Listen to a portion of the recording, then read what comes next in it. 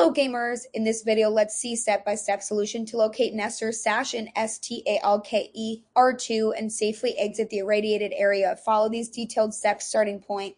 After speaking with Diode at the sled heap, he will provide you with the coordinates to NESTOR'S stash, located on a large crane on the hill next to the sled heap. Navigating to the stash, leave the sled heap through the main door, use the stairs and ladder on the right side to climb as high as possible. Once at the top, jump onto a metal structure leading to the right. Follow this path until you reach a cave entrance.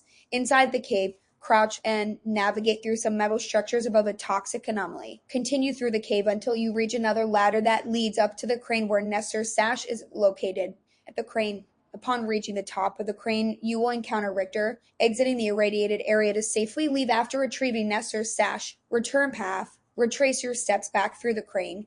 Cave exit. As you descend, look for a sign with 2 people on, and this will guide you to another exit hole in the ground leading out of the cave. Scaffolding descent. Follow the scaffolding down similar to how you ascended, ensuring you avoid any anomalies along the way. That's it for today's guide. Hopefully, one of these solutions helped you.